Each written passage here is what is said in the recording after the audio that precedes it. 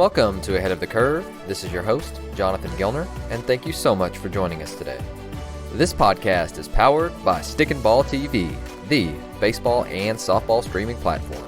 If you're a coach with a growth mindset, then Stick and Ball is a no-brainer. With weekly updated videos from some of the top baseball and softball coaches in the country, there is no excuse not to sign up and get better. Go to stickandball.tv or on the Stick and Ball TV mobile app. This episode is sponsored by What About Baseball? It's no secret that we live in a world with constant electronic distractions. Families are spending less time together, and kids often can't look up from their devices. But the What About Baseball brand is here to help. What About Baseball is a family-owned, baseball-centric business whose focus is on providing the best baseball toys, games, and accessories to bring friends and family back together to bond over the great sport of baseball. Starting with their best-selling Classic Edition board game, What About Baseball offers fun and exciting gameplay for fans at all levels, from beginner to expert. Whether you want to teach someone the basics of counting balls and strikes, or whether you are deciding whether you should call the suicide squeeze, What About Baseball's Classic Edition board game is a proven winner and has the reviews to prove it. Even better, it's made right here in the USA. What About Baseball would like to reward Ahead of the Curve listeners 20% off their best-selling board game and free shipping. Go to whataboutbaseball.com/curve to get your special offer. Once again, that's whataboutbaseball.com/curve. On today's show, we have on Eric Horner, head baseball coach at Johnson County Community College. Eric is in his first season as the head coach of Johnson County and his 18th with the program. He is just the fourth head coach in the 47-year history of the program, and he replaced NJCAA and ABCA Hall of Fame coach Kent Shelley, who retired at the end of the 2020 season. Horner served 17 seasons as the assistant coach with the Cavaliers, 13 as the top assistant, and was instrumental in the success of the program that racked up incredible numbers. In 17 years, Horner helped guide Johnson County to 5 30-win seasons, 8 40-win seasons, and 1 50-win campaign. In 2020, the Cavaliers were on pace to add to that list before the COVID-19 pandemic cut the season short with a 20-3 record. In his 17 years as a recruiting coordinator, Horner has had 76 players go on to the NCAA Division I level, 87 to the NCAA Division II, and 20 have gone to NAIA programs, and another 20 have gone to professional baseball. So on the show, we discuss his transition from being the top assistant at Johnson County to being the head coach. We talk the JUCO grind and how that develops baseball players, and then we dive deep into developing the person, the player, and the student. Here's Eric Horner. Eric, welcome to the show. Hey, thanks a lot for having me. I appreciate it. Absolutely. So we were talking off the mic a little bit that you got to coach one of my former players in Landon Wood a couple years ago, and love Landon, great kid. And I know that he loved his experience at Johnson County. And you guys, for a season that was cut really short, you guys were really good and kept the ball rolling. And you actually took over this off season. And so I want to start with, what was that transition like? So you were the assistant for, I think it said 18 years at Johnson, and then you took over. And so tell us a little bit about how that transition was for you. And I'm sure you are the most prepared guy for the job, knowing the program and knowing how good of a coach you are. But I'd love to hear just some of what it was like to transition from the assistant to the head coach. Well, I mean, the transition was really easy when I've been at Johnson County for 17 years. A lot of times there's not a whole lot of coaches that stay put in one place. But I've been at Johnson County for 17 years, was the recruiting coordinator and the pitching coach. And then once Hall of Famer Kent Shelley retired, I was lucky enough to get selected by the committee to take over. So, I mean, I think it was just a seamless transition considering I'd been there so long and recruited all the players. And it was just a really good fit and a really easy transition, especially with COVID. Our kids had to deal with a lot of unique situations and a lot of unknowns. So, I was just really happy to give the players that constant during the COVID, and was just kind of happy to get the job and hopefully keep things rolling. When you mentioned that you guys were getting ready for a playoff run right now, and so we can start right there. I usually start in the fall, but at the time that most everybody's listening right now, they are going into playoff season, and so I'd love to hear your thoughts on what you're doing to really prepare those guys, or what you've done up to this point to be able to say, okay, now we're doing everything that we can up to point A right before the playoffs. And just give us some different advice on how to prepare for a playoff run. Well, I mean, the tough thing about preparing for a playoff run is it starts day one on August 10th. You got to prepare your guys from day one, all fall, all winter, and then all spring for the playoffs. We tell our guys that you just can't flip the switch during playoffs and think it's all going to click or it's all going to come together. So again, it's a year process, and if we as coaches do our jobs, then our kids are prepared for almost any situation and adversity and ready for the playoffs. I would say my only tip for even playing in playoffs or coaching in playoffs is just keeping the guys loose. A lot of times I see guys that fold in the playoffs as they're too nervous, they're too stressed out, they're trying to do too much. So we're really focused on staying loose, having fun, and essentially just letting our guys do what they've done all year. You don't have to change anything different just because it's a win or go home situation. If you prepared all year long and your guys are ready and they're going out there and playing carefree baseball and having fun and relaxed, then playoffs should take care of itself. I love that. And again, that's something that's really intriguing to me too, because you hear a lot of coaches say we want to, the further the season goes along, the more that we want to try and pull back the reins a little bit, let them be themselves and really, get to this point. And so let's rewind back to, day one, whenever you guys got them on campus. And I don't know what that looked like this year. I'm just talking about a typical year, but I'm sure it was sometime in August. And so tell us a little bit about really the summer leading into it, and then we can talk about the players getting on campus. But tell us a little bit about how you prepared for really that first meeting or that first week of practice. And again, you've been there for a long time. You're a great coach. You've been around the program. You know all of the kids, but it is a transition from assistant to head coach, I'm assuming. And so what was the summer like for you, and how did you go into week one feeling like, okay, I feel really prepared for this moment? Yeah, I mean, I think the preparedness really comes from, I guess, my old boss and Kent Shelley. I mean, I can't thank him enough, but over the 17 years, he really entrusted me with a lot of the parts of the program. So he allowed me to take charge in a lot of those things, and kind of learn by failures and successes, and then his advice as well. So, I mean, I don't really think I could have been any more prepared to take over the program. Just because he's really kind of a hands-off coach, where he allowed his assistants to have their kind of specialties and take charge of their specialties. And over the years, he let me dabble in a lot of the head coaching stuff as far as scheduling and on-campus recruiting visits and travel plans and stuff like that. So, and I can't thank Coach Shelley enough for everything that he did over the 17 years, and especially getting ready for me for this moment. So, I think that's where it made it seamless. Now, the tough thing was all the COVID stuff. Last year we were 20-3, really had things rocking and rolling, and we were just starting conference. I think we were in our third weekend of conference before the season got boomed because of COVID. So that was probably the craziest part is you're looking from March to July. Not only have I not been named the head coach, but yet I'm trying to keep all of our recruits, all of our current players still with the program, still excited about the program, still motivated about the program. And then finally it was official in July.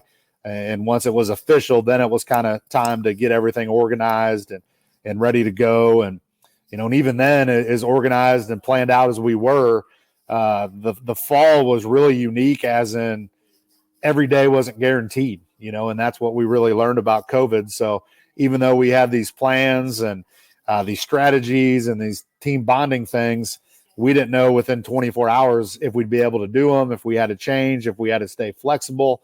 So that was probably the most difficult part of the transition, which every program had to deal with it.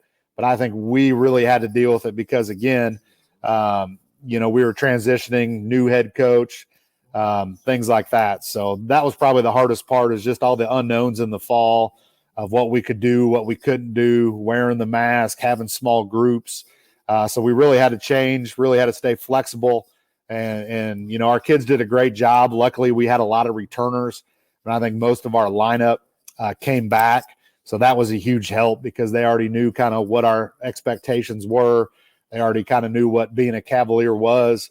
So that's what really made it easy, was just having all those returners to help lead the freshmen and help us with the complete transition of the new coaching staff. No doubt. And that's a unique experience that I think only junior colleges have, is from the fact of you lose half of your team every year. And so I'd love to hear, your thoughts on how to build a culture, because you guys have one, but how have you continued to build one throughout, or at least losing half of your team almost every single year, and continue that every year. And it seems like you have to hit the ground running from day one in the fall. Oh, I mean, it's tough, and I still remember, even in my interview process, I can't remember exactly what the question was, but my answer was the hardest job in all of sports is the recruiting coordinator for a junior college, and especially in baseball, because you're losing 20 guys a year. You've got to add 20 guys a year, and it's one of the toughest jobs in the business. It's a daily thing, it's an hourly thing, it's a minute thing, and it never stops. So, that's the trickiest part. And then again, like you said, as far as building the culture, we've had really good success over the last 18 years at Johnson County. I think over the last 14 years, we've been ranked in the top 20 for 13 of those 14. The last 6 years, we've been ranked in the top 10.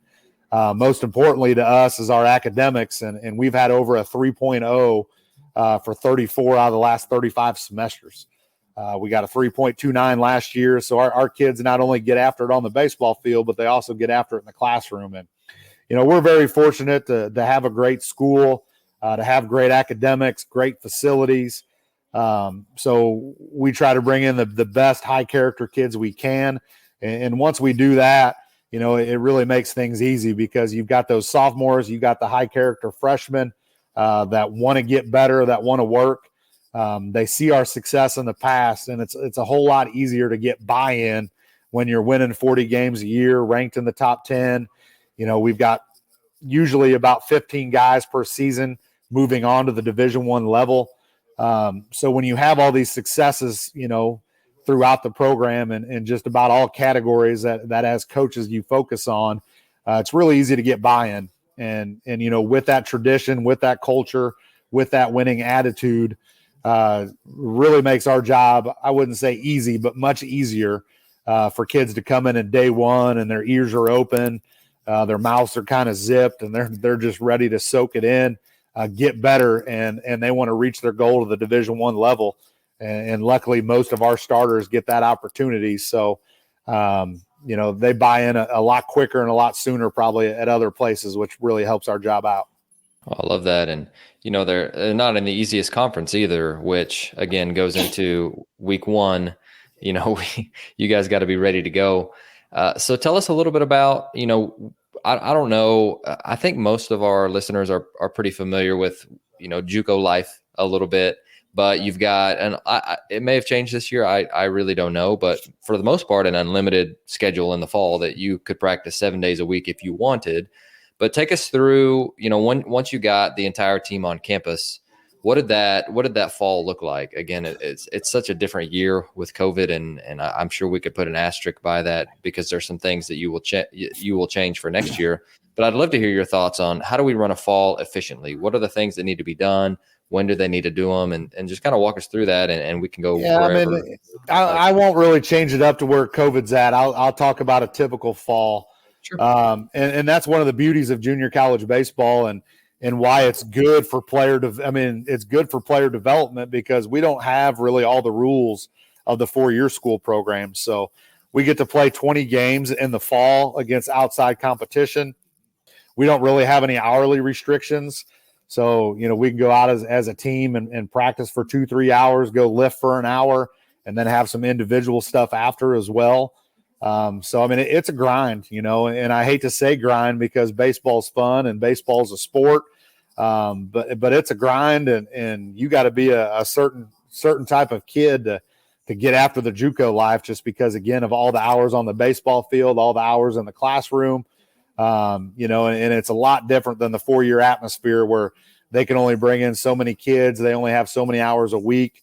So the development at the JUCO level is just outstanding, because, again, we just don't have the time restrictions. We can work one-on-one. We can bring the whole team in, and guys can just get after it and get better each day, and most of the kids we get, again, I mean, they're wanting to hit, they're wanting to field, they're eager and they're willing to get better. So it's just a lot better of an environment for individual development. So just because of the hours and the time constraints and stuff like that.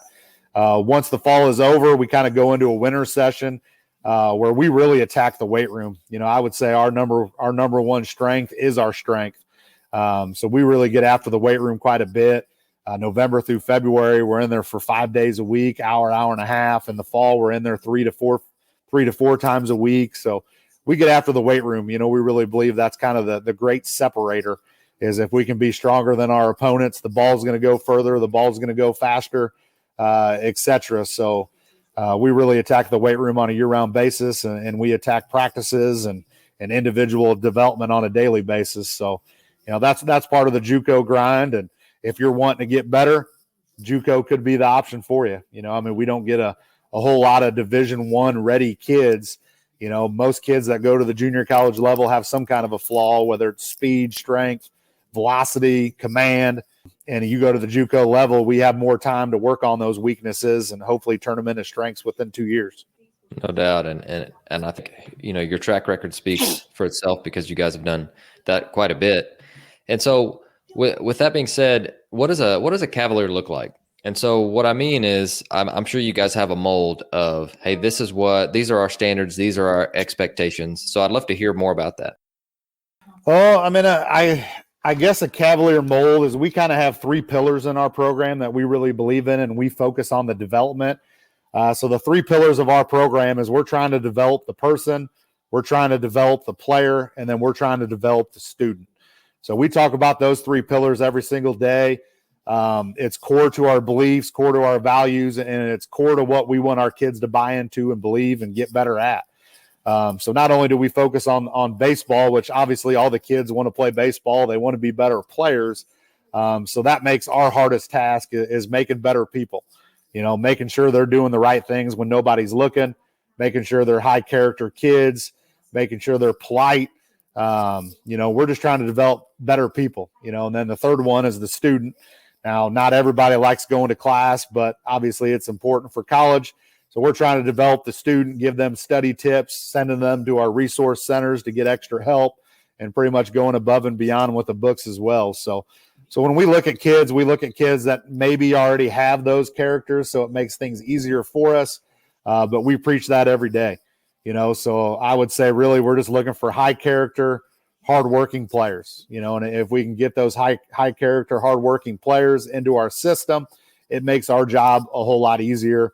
We don't want to be babysitters. If we have to walk a kid to class or peek into a classroom to see if a kid's there, I don't really want you in our program.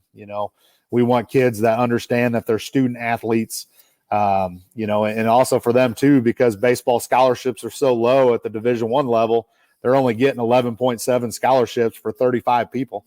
So you're sitting on a 33% at best. And we try to make our kids understand that you could get, the other 67% if you get after the grades and you get that 3.5 or that 4.0. So that's the kids we're looking for. And again, just hardworking. And we're also big believers too.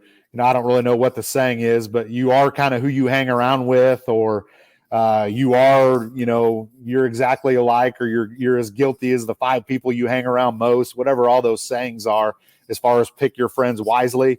If we bring a group of 35 kids in, and 30 plus of those kids are high character kids, those other 4 or 5 guys are going to jump in and pretty much jump on the train, follow the lead, and become better people right away. If you bring in 30, I don't know what the word for it is, but 30 low character kids, and they're doing the wrong things all the time, then you're going to get the other 5 to 10 good kids to buy into them. So we really try to surround all of our athletes with just high character people that understand grades are important. And once you can do that, they all buy in pretty easy. So that's really helped us out too, is taking the time and recruiting. When I was the recruiting coordinator, we'd always call 3 people. We'd always call their summer coach, their high school coach, and then we try to reach out to a teacher, athletic director, or something like that, just to get character checks. And, I passed that on to Coach Yeager, who's kind of taken over the reins as the recruiting coordinator this year. And, doing that extra work in the recruiting process really helps you out long-term and really makes things easy to coach when you get the right kids on campus. Oh, that's wonderful. And I've gotten the chance to meet Michael and talk with him a little bit. He's a stud. Lucky to have that guy. Yeah, I mean, we got really lucky. I mean, obviously, I've been there for 17 years, now the head coach on the 18th year. Our main hitting coach and defensive coordinator is David Canary. He's been at the college for 15 years. Coach Yeager's been at the college for, I think, 5 or 6 years now. Our pitching coach, Wally Neller, he's on his 3rd year. And all those guys played at Johnson County. So, I mean, they understand. I mean, I coach Wally, I coach Yeager, so they understand what we're about. And it's really easy for them to jump in and know the tradition and know how we teach it and know how we do things. Oh, that's awesome. So I'd love to hear this too from a pitching perspective. I know that I'm sure you still dabble in it, and that's if you had to coach a position, I feel like that would be your specialty. But I'd love to hear your thoughts on from the pitching side in the fall. What did you feel like you guys did really well getting them prepared for the season? Just spitball with that with me a little bit. Yeah, I mean, pitching's my baby. So even though Coach Neller does a great job, heck, I hope everything that he learned came from me while he was at Johnson County. So it's an easy transition. And not only do I believe in him, but I trust him. But it's still my baby. So I probably overstep sometimes. He probably doesn't like working for me because I always give my 2 cents in. But he does a great job. He's a younger guy. He gets it being a younger guy where he's trying to learn. He's trying to develop. So, he's always asking questions. He's always saying, hey, what do you think about doing this today? So he's just been awesome with the pitchers. And, the greatest thing nowadays with pitching and I'm more old school. We do medicine ball drills. We're working on body shifts and body weight, learning how the body moves and trying to, get all the kinetic chain stuff. But I'm more old school. So, the greatest thing that we're trying to do nowadays with pitching is learn all this technology. And they've got the Rhapsody and the TrackMan and the spin rates and the tilt axes and all that stuff. So that's probably our greatest thing that we've been working on is trying to learn all that new technology and incorporate it into our program. You see on Twitter, you see on these podcasts, you got the old school versus the new school. And there's old school guys that won't learn from the new school. And then there's new school guys that don't take what the old school does. So, I like to think we're kind of getting there anyway of the best of both worlds is, that's what these kids are growing up on is they come in and tell me their spin rate or their curveball is this spin rate. And, I just look at them like, well, I don't really know what that means, but why don't you throw a curveball and I'll tell you if a hitter is going to swing it, miss at it or not. And so we're trying to buy in a little bit more with this technology because that's what all these kids are using. And really the biggest thing these days is arm health. Is we're trying to long toss, we're trying to lift, we're trying to keep these guys healthy, and our greatest task is keeping pitchers healthy these days through how much throwing they're doing and what they're doing in high school, and I would say that's probably our greatest thing is not only development of pitchers, but we're trying to keep them healthy on a year-round basis, and if they're hurt, they're not getting scholarships and they're not helping us out, so. That's probably a main focus too with a lot of the development we do is a lot of arm care stuff. Awesome. Well, I want to walk it back just for a second with the old school versus new school. Like you said, I think that's something that if you're a mix of both, then that means one, you know how to coach, which is I think the connotation of old school guys. You know how to get through to players and the game of baseball. But you're also willing to incorporate some new things, which I think is really, really cool. So with that, so you're transitioning again. You get 50% new guys every single year. I'd love to hear, and this has kind of been my lived experiences in JUCO life. You don't really have to do a ton of team building activities because you're in a very small town, you're on campus, and all you do is play baseball, and you're pretty much like most of the kids on campus are in athletics, right? And so that in itself is a bonding experience through shared experience. But is there anything that you feel that you guys do together that you're like, guys, the coaches that are listening, guys, you've got to try this? Is there anything that comes to mind?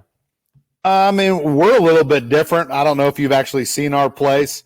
We've got 36,000 students at our school. Wow. So we're actually larger than KU and K-State. I mean, our campus is a D1 type campus. We've got Division I type academics. We've got Division I type facilities. But we have all the benefits of junior college baseball as far as playing right away, developing more with the time frames that we have and stuff like that. So it's a little bit more unique in our place as far as team bonding goes, because I don't know that I call them distractions, but there's a whole lot more to do. You can drive a block in any directions at around Johnson County and get to a movie theater, any type of restaurant you can think of. I mean, there's golf courses. We're 20 minutes from Kauffman Stadium, so our guys go to Royals games. We're 20 minutes from Arrowhead Stadium, so our guys are going to Chiefs games. And, I would just say all the time that we spend in baseball, though, I mean, they have to bond just because of, again, all of our development time that we take. So even though there are distractions at our place, they're on the field for 3-4 hours a day, in the weight room for an hour a day. So they're around each other quite a bit. That was one of the main things when I took over. I was going to try to do a lot more team bonding activities and a lot more community events and getting out in the community a little bit. But COVID kind of, I guess, ruined a lot of that stuff because obviously you didn't want to get into large groups. So we've got some ideas up our sleeves that we're hoping to try for next year. But really the biggest thing that we've always done that our guys seem to bond with is we've partnered with Johnson County 3 and 2, which is one of the largest youth organizations in Kansas City. And our guys umpire in the fall. So our guys claim they don't like it, but, man, they talk about that 24 hours a day about this crazy parent, this crazy play, this crazy coach, how much they got yelled at. This ball they call the strike they call the ball. So that's probably our biggest team bonding thing, and we were able to do some of that this fall, luckily. But that's probably our biggest team bonding thing is we mix them up. So they're always umpiring with somebody different. So that gets them on a field for 2 hours with somebody they don't know early on in the fall. So they have to talk. They sit in between games. That's 30 minutes. They're talking to each other. So that's probably our biggest team bonding thing that we were able to do this year. Again, we have a lot more plans, hopefully, that we'll put into place next year and get a lot more involved with the community. Hopefully, COVID continues to die down a little bit. But that's probably the biggest thing we do. And, again, we just try to get guys all pulling the rope in the same direction. And once we get that buy-in, they bond over working hard. The weight room is an awesome place to bond when somebody's, lifting a new PR max in the squat, the bench, the box jumps, or how high they're doing a box jump. And all our guys are huddling around them and cheering and yelling and screaming. In the fall, we do like a lot of, we do a lot of competition in the fall. So our guys, we're trying to get our guys to compete in everything they do, and when we can get our guys to compete, they're rooting on each other, they're cheering on each other. And I think that's really, really bonding when they're competing on the field, in the classroom, and in the weight room. So. No doubt. I love that. So when I feel like, and this is kind of a college coach thing, the transition from December from the end of classes to January, maybe the most nerve-wracking time of your life. But then once you get them back on campus in January, if you want to, you can talk about that transition from off season to preseason, or we can just jump right into preseason, whichever one you prefer. But I'd love to hear your thoughts on both or one of the other. I mean, you hit it on the head. The scariest time for any coach is the month of December. All college kids have a month after finals, before the second semester start, that they're at home. So that's the scariest time because you don't know what they're doing, how hard they're working, if they're working, and you have to put a lot of trust into those players. And, we tell them all the time, and maybe this is mean or maybe this is too true, but, we tell our guys all the time, if you go home and do nothing, you're going to come back day one and we're getting after it. We're not easing you into it because we sent you home with a month plan. We sent you home with a daily plan of what to do in the weight room, when to hit, when to long toss, when to throw bullpens, how many pitches. And if you don't follow that plan to a T, you're going to get hurt. And when you get hurt that first week back, it's not because of what we're doing, but it's because of what you should have been doing the last month. So I don't know if you want to call that a scare tactic, but that's probably our biggest one that we use is here's a day by day of things you need to do. And there's some flexibility in it to where if you can't lift this day, that's fine, but get so many lifts in a week. If you can't hit because you can't find a gym, that's fine, but hit so many times a week. So there's a lot of flexibility built in it. But again, we use the scare tactic of day one, you come back, we're throwing live to hitters right out of the chutes, and you're throwing 40 pitches live to hitters. If you hadn't thrown a bullpen in a month, you're going to get hurt. And if you get hurt, next guy's up, and call that a scare tactic, call that mean, but it's really worked over 17 years, so we're going to keep rolling with it. And the other thing we do with technology is pretty nice. We tell our guys, when they're throwing a bullpen, they got to film 5 pitches. When they're hitting in the cages, they got to film 5 swings. So that way, when we kind of know what they're doing because they're supposed to be sending us footage. So that makes it pretty nice too. When all we got to do is get a text message from, so-and-so, there's 5 pitches, and it also allows us to say, hey, looking good, keep it up. Or here's a flaw that I see. Let's try to get this fixed for your next bullpen. Here are some drills to fix it. Or same thing with the hitters. Here's a flaw with your mechanics. Here's a drill to fix it. Let's see if you can get better next week. So now I would say that the scariest time we use the scare tactic of don't get hurt when you come back. And the second one of, send us videos of what you're doing, so we see the swing, we see the development, we see if they're doing things the right way. And then that's worked for 17 years. So we're probably going to keep rolling with it. So, and this year was especially difficult with that stuff too, because now our administration did a great job, but we shut down for a week in the fall. We had to shut down 2 weeks early at the end of fall because of COVID stuff. And, again, when we do that, if our guys aren't quarantined, they still couldn't use our facilities. So they had to go work on their own. So, it all goes back to you recruit the right types of kids. Coaching is fairly easy. You recruit the wrong kinds of kids. You'll pull your hair out. I know I don't have any hair, but you'll pull your hair out because, you can't trust them. And it doesn't make coaching fun. And you get the right kids and it's pretty fun. So going back on college baseball, what's the most important thing to me is recruiting. You recruit the right types of kids and it's easy, and you don't recruit the right types of kids and it's a 24/7 job. No doubt. Well, let's go ahead and dig into that a little bit. So you mentioned calling 3 people from prospective student athletes that you want, but let's say you're just out watching a baseball game. What are some different things that you're looking for as far as, hey, these are our kind of guys that we want to sign? Recruiting's difficult, and over the years, I've really learned that to be a good recruiter, you have to be a good networker, and again, we've got a great coaching staff and we love each other like brothers. We fight like brothers. We make up like brothers. And it's funny because, we laugh all the time and we'll go see the same kid, one day, then the next coach, hey, let's go look at him this week. And we come back and, baseball's a weird game because one coach can see a kid and, he can't play. Another guy can see a kid and, man, he'd be our best player. And so it's difficult, plus you could go to a game or a tournament, and I've gone to tournaments before and sat there for a week straight. And if I'm following one kid or another kid, he could walk 4 times in one game. So I just drove 6 hours to go watch this one kid, and he went 0 for 0 with 4 walks.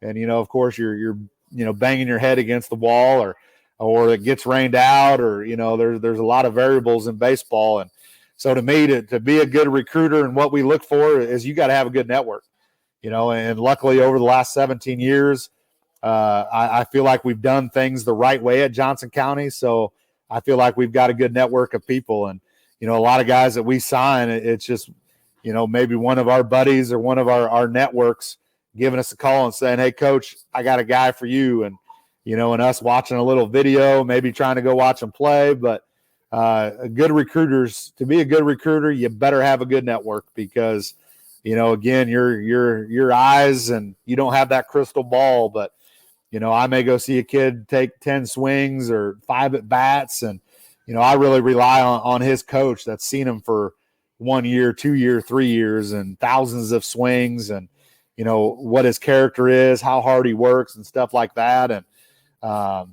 so again, we really rely on our network and our network of people to give us good intel. And, once you send us one good player and you call us again for a second player, if that first one worked out, man, we'll sign that second one sight unseen, because, you know what you're doing.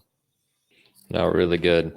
And get your cup of coffee, because what is it in recruiting? Always be closing. Like, I love that. That's really, really good. Yep. So with that, sorry, I got sidetracked with the recruiting talk a little bit, but let's go ahead and whenever. So you guys have about a month before you really get into the season, or less, and then whenever you guys do, because again, your Jayhawk League is really tough, and so trying to balance stress and rest and hitting on this and that. And so I'd love to hear your thoughts about, what the balance is during season, as far as development and winning games and rest and stress. And when we do this, we need to take this day off, and just kind of tell us a little bit about how that balance has been for you, because, I'm going through it as a, future head coach. Hopefully we'll see, but I'm thinking about it from an assistant standpoint. So I don't get to see all the ins and outs of all the things that head coaches do. So I'd love to hear your thoughts on just how to balance all of those different things while, still trying to win games, develop kids, and so on and so forth. Yeah, for sure. I'm a big believer in what I call the roller coaster method. So we're a pretty intense program. We get after the development. Almost everything we do is 100% full speed. So we really kind of follow the roller coaster method, whether it's in the weight room or on the field or in conditioning. And if we're going to crush you on a Monday, Tuesday is going to be extremely light for that rebuild. So your muscles, regrow, your muscles get better, they get healthier, they recover. Then if Tuesday is kind of a lighter recovery day, you better be ready to go on Wednesday, because, we're sprinting, we're getting after it. We're long tossing, we're throwing live, whatever it might be. Then again, we bounce back on Thursday, and that's a light day. So really big on the roller coaster method is we're going to crush you one day, but we also realize that next day we've got to recover. You can't just keep crushing these kids day in and day out, because something's going to break down, whether it's a ligament, UCL, labrum, hamstring. Something's going to pop if you just go. So again, we're really, really big believers in that roller coaster method. We also kind of start a little bit slow in the fall. So when our guys report, we take the first 2 weeks, we put everybody on a long toss program. We really build up the conditioning. We really build up the weights. So that first 2 weeks is really light.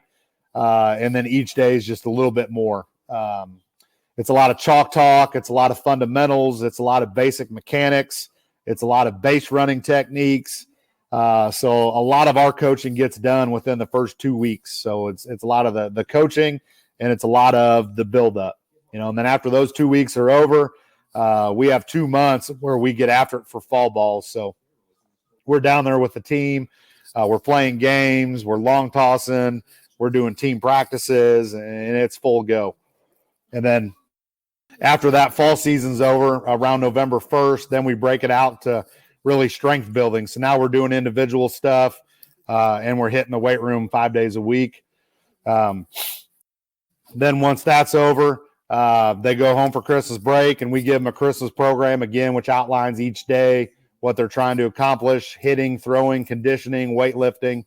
And then they come back, and about January 10th, we've got less than a month before the season's going. So we're full go, throwing live to hitters indoors, getting outside when we can, and getting after it, getting ready for the season. And then, of course, once you're in season, you're just trying to maintain. So you're lifting 2 to 3 times a week, more body weight type stuff, just so you don't lose anything that you gained. We're doing a lot less with the long toss, a lot less with the live stuff. And we're just, making sure that we're 100% for every game day. And then, like you said, as far as the conference goes, the Jayhawks, one of the toughest conferences around, and the amount of teams in the Jayhawk League is just astounding. I mean, there's 19 JUCOs in Kansas, and 16 of them make the playoffs. So, we're sitting in there. We're lucky enough to have a good year, so we host the first round starting tomorrow. But we've got 4 teams coming in. We've got Fort Scott, we've got Garden City, and we've got Butler. And, man, any one of those teams can win. And I talk to our coaches at our school all the time. Everybody's like, well, how come you've only been to Grand Junction 2 or 3 times?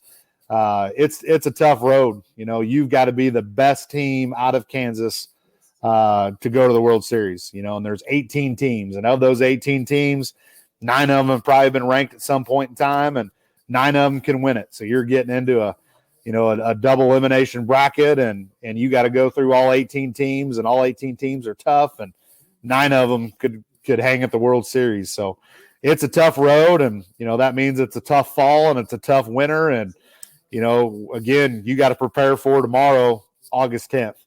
If you're preparing for tomorrow today, well, you missed the boat, and your guys aren't going to be ready. So, that's what makes it a grind, is going through this playoff system and having to go through these teams during the season, and then having to play them again in the playoffs. And, every day is a challenge, and every day you got to get up ready to compete, or you're going to get left in the dust. So walk us through just a typical practice. And I'd love to hear, we don't have any practice plans on us, but I'd love to just hear your thoughts on just some different things that you guys do. It could be unique to you, or just things that you have found efficient, things that your players like, but just from a practicality standpoint, I'd love to pick your brain on that. Yeah, I mean, we try to do everything full speed. Obviously with the roller coaster methods, you can't do that every day. But we compete a lot. We do a lot of live situation stuff. So whether we're trying to hit off of a machine at 92 miles an hour, or, our guys are kind of the biggest drill that we have that we love from a defensive purpose is what we call the T. We call it the T defense. So we set up 2 Ts. Our guys are hitting off of a tee to our defenders, and they're alternating. So one time they hit a ball to first base, our pitcher's covering first base at full speed. Then the next tee guy's hitting it to shortstop. He's throwing it to first. Next guy's hitting a tee ball to third base. They're turning a double play at second base. So it's really high paced. And I don't know if you've ever seen a college kid hit a ball off a tee before, but they can get it moving. And our fielders are pretty skeptical when they do it. But, man, if you can feel the ground ball off of a tee, you can field anything. So a lot of our practices, we try to overdo it. We try to make it more challenging than a game. So when they get in a game, it's a lot slower, and that's the biggest adjustment that we've seen out of high school kids is once you get to college, the game is faster. The kids are bigger. The kids are stronger. That ground ball is now a lightning bolt. That line drive is much faster than anything you've ever seen. So, again, when we're trying to make things tougher than the game in practice so that game is easier, and again, we do that with machines with our hitters. We'll dial up that hack attack machine. We'll dial up that big league slider, and our guys got to compete and hit it, and if they can put that in play, then they see a JUCO pitcher, it looks like a beach ball coming in. If our defenders, if they can feel that ball getting scorched off the tee, they're going to be able to – a routine ball is going to look like a slow beach ball coming at them as well. So, that's a lot of things that we do. And, again, that defensive tee drill we do probably 2 to 3 times a week. Hitting off a machine we try to do 2 to 3 times a week, just, again, because it's not the 40-mile-an-hour feel-good BP. you're getting after it. You better be on time and you better barrel that thing up or that ball's not leaving the cage. So, again, when we do practice stuff, we try to make things more difficult in a game. We're always trying to compete. So our guys, again, are staying focused, staying locked in. We try to do things at low reps because, again, if you have an at-bat, you better be ready to go on that first pitch. You don't get 10, 15 swings to figure it out. Pitchers, we try to throw, again, aim small, miss small. So we're trying to hit ball. We get a tee in the bullpen. We put a ball on it, and our pitchers compete to try to hit that ball off that tee. So, again, our biggest practice thing is we make things more difficult than a game is. So when we get to a game, it's a whole lot easier. I love that. And you're slowing the game down, which I think is an awesome thing. You're adding in some competition, which I'm sure the players love. And, with that, let's say, we're to the season here that we're in. We've talked about postseason a little bit. You guys are really successful. You get the outcomes that you want.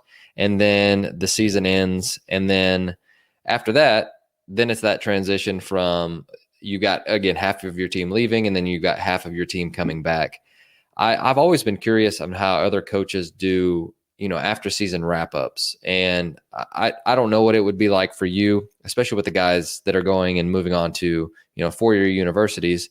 But I'd love to hear, what your plan is for the guys that are coming back. I'm sure you want to know where they're playing in the summer, what their plans are with that, and getting contact information. But just kind of walk us through what your process is after the season's over, and then your I don't want to say postseason, but your after season wrap ups. Yeah, I mean, for sure. We have exit meetings with all of our guys. Now, the guys leaving the program, those are pretty easy.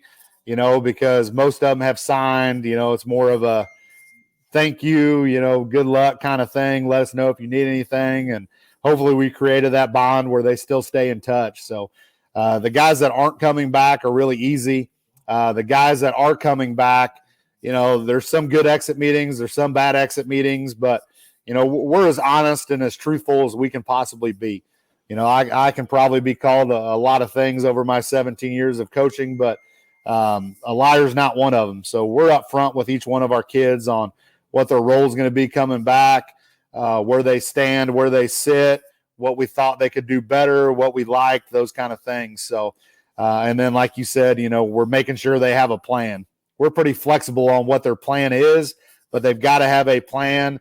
If they don't, then we get together and we come up with one, whether it's play summer baseball, whether it's kind of rest, lift weights, long toss in the summer. I mean, everybody's going to be different. Everybody's going to be individualized on what they need to do in the summer.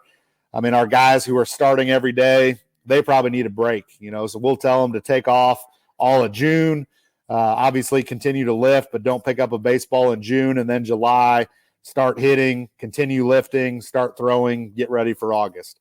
Then there's guys that maybe didn't get the innings that they want, so they didn't develop as much as they needed to in the spring.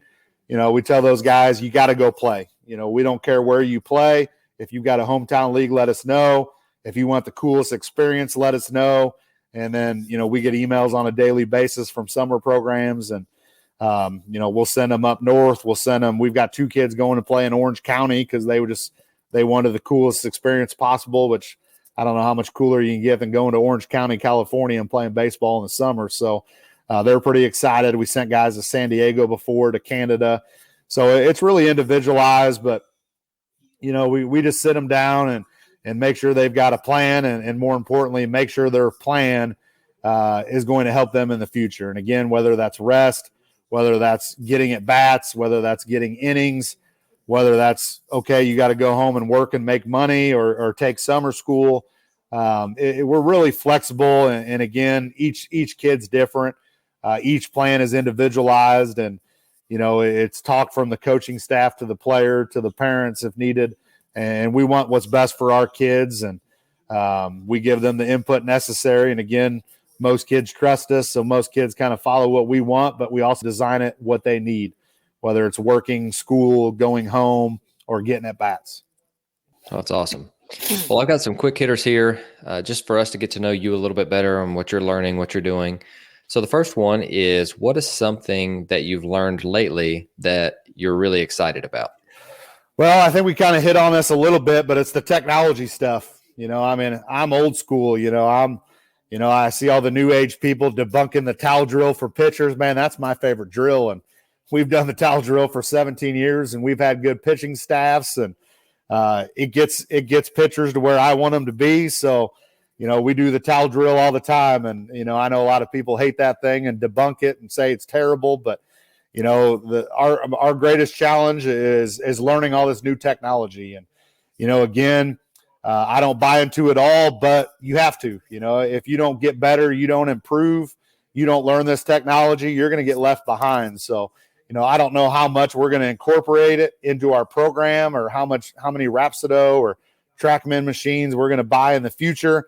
But you better know what it is. You better know why kids are doing it. And you better know what it means, because that's how these kids relate, and if you can't speak technology terms and you can't speak spin rate, these new age kids are going to leave you in the dust. And, they're not just going to want to do the towel drill on a daily basis. They're going to want some technology, and they're going to want some backing on why they do things. Kids are smarter, again, kind of going to the new age, old school stuff.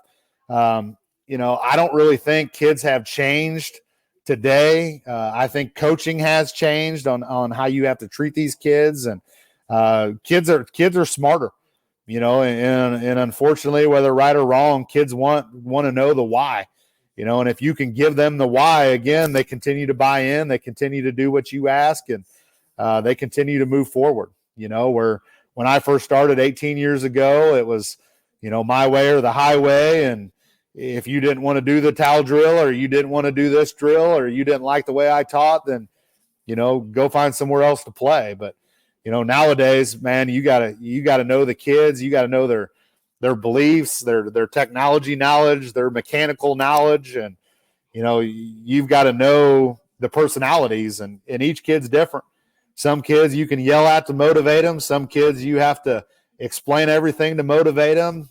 Some kids you have to kind of be gentle with, because they're not motivated by fear or yelling. So, I don't think kids have really changed. They've just gotten a whole lot smarter. And the only thing that's really changed is coaches have to adapt, and as old school as I claim I am, you have to adapt, you have to learn, you have to improve, and you have to understand that this new age stuff, or our kids aren't going to want to come to your school. They're not going to believe in you. They're not going to trust you. And so that's probably the greatest thing I'm trying to learn is all these new terms in pitching, and all this new technology in pitching. And I try to read books. I try to look at Rhapsody charts and numbers and spin rates. And, I'm trying to dig in the best I can. And, I already have a bunch of meetings set up with some of these local pitching coach guys that have all this technology, and I'm meeting with them all summer long, and I'm hoping they walk me through it, and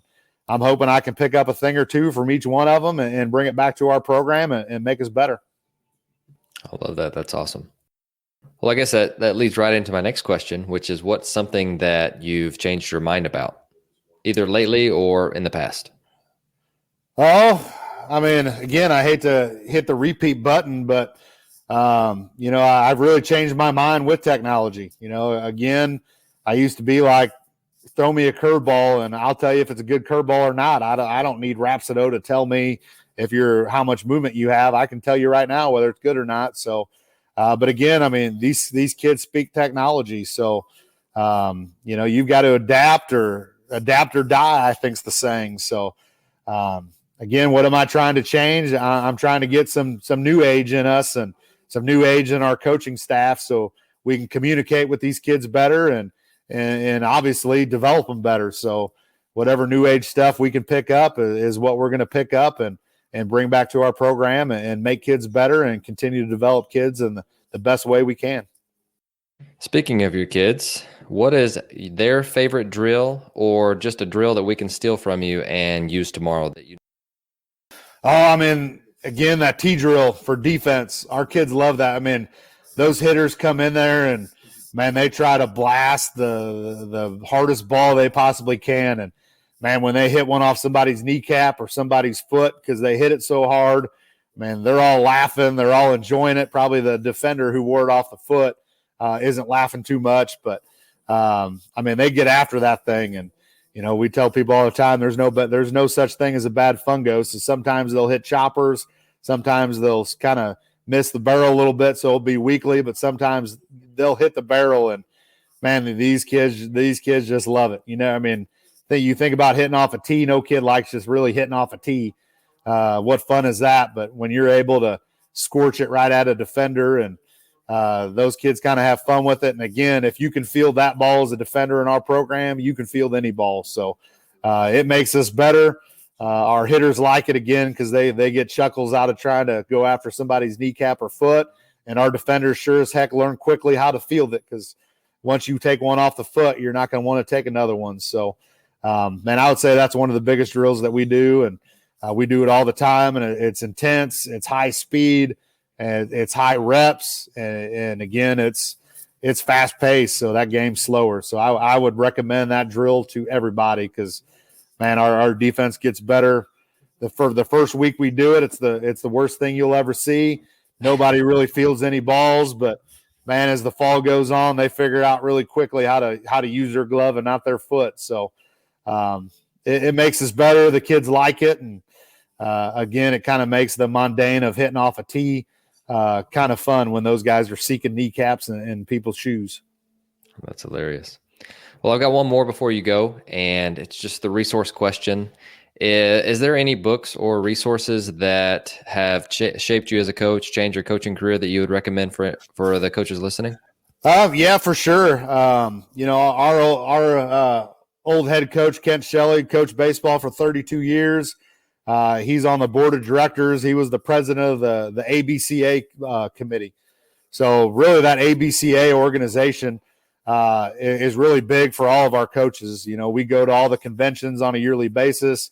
We listen to all the speakers. We watch all the videos, and there's not and I don't work for the ABCA, so I'm not getting commission here, but that ABCA membership is huge for any coach, because they have the resources to get better.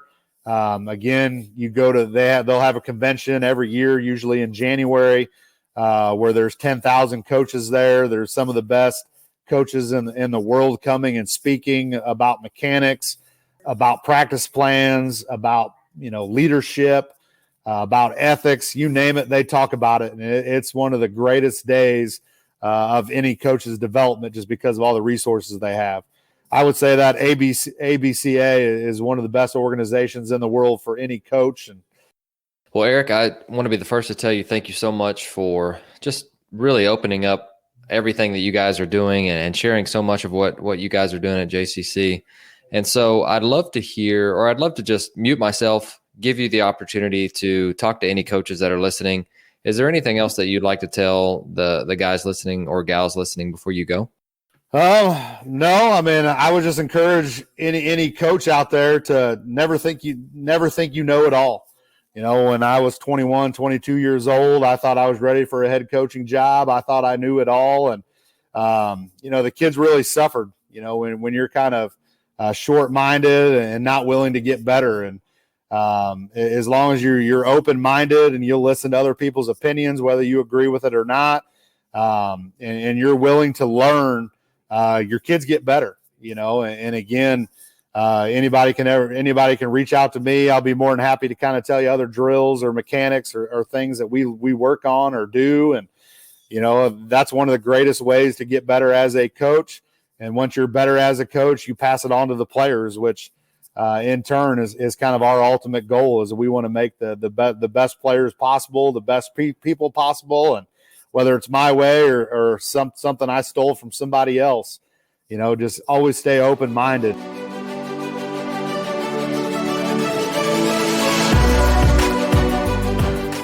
Thank you for listening to Ahead of the Curve. You can subscribe on your favorite podcast platform, which could include Apple Podcasts, Google, Spotify, Stitcher, or YouTube. And if you're enjoying the podcast, please share it on social media to help get the word out. Once again, thank you for joining us.